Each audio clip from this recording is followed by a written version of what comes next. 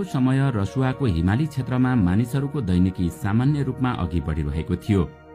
आकाशमा असाधारण प्राकृतिक विपत्तिको कुनै संकेतसम्म थिएन, तर केही क्षणमै भोटेकोशी एकाएक दानवको रूपमा प्रकट भयो। सामान्य नदीको बहाव अचानक एउटा विशाल र हिंस्रक जलप्रवाहमा परिणत हुँदा यसले बजार, सडक, पुल पूर्वाधार केही मिनेटमै तहस नहस बनायो। बाढीका कारण रसुवागढी नाका जाने अधिकांश बाटो बगेका छन् भने चीनसँगको प्रमुख नाका पूर्ण रूपमा बन्द भएको छ। सडक विभागका अनुसार हालसम्म त्रिशुली नदीका विभिन्न भागमा अवस्थित 19वटा पुलमा बाढीले क्षति पुर्याएको छ भने कम्तीमा 40 किलोमिटर सडक क्षतिग्रस्त भएको छ। नेपाल पर्यटन बोर्डका अनुसार 384 भन्दा बढी पर्यटक सम्पर्कविहीन अवस्थामा छन्। रसुवा स्थित भोटेकोशी नदीमा आएको बाढीमा परि अहिलेसम्म 22 जनाको मृत्यु भएको खबर आएको छ भने बेपत्ताको संख्या सयौंमा छ। आखिर इतिहासमै पहिलो पटक यति विशाल जलराशि कहाँबाट आयो अनि कसरी यसले विस्फोटक रूप लियो?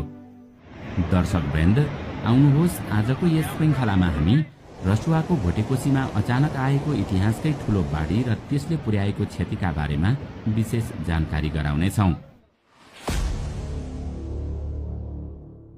बुधबार बिहान करिब 9 बजेतिर तिब्बततर्फको माथिल्लो जलाधारबाट भोटेकोशी नदीमा असाधारण रूपमा ठूलो बाढी अचानक प्रवेश गरेसँगै यस क्षेत्रको मौसमी र भौगोलिक लय एकै क्षणमा उथलपुथल भयो।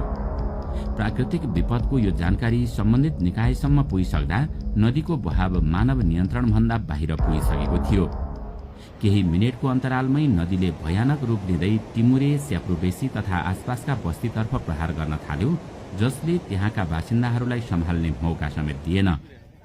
हिमाली नदीहरूमा आउने यस्तो अचानकको बाढी केवल पानीको सामान्य बहाव मात्र होइन, यससँगै सयौं टन तौलका ठूला ढुङ्गा, गेग्रिन, माटो, बगेका रुखका काठ र अन्य विनाशकारी लेदोको शक्तिशाली मिश्रण तीव्र गतिमा अगाडि बढ्छ।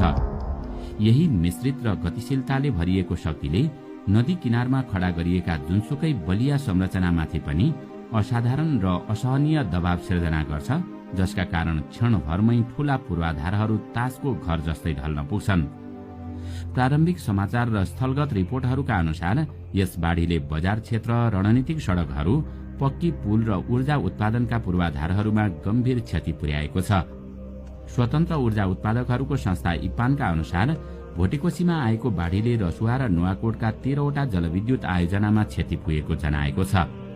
रसुवा क्षेत्रमा आएको यस आकस्मिक बाढीबाट विभिन्न जलविद्युत आयोजना तथा उच्च भोल्टेजका प्रसारण लाइनका संरचनाहरू प्रत्यक्ष रूपमा प्रभावित भएका छन्।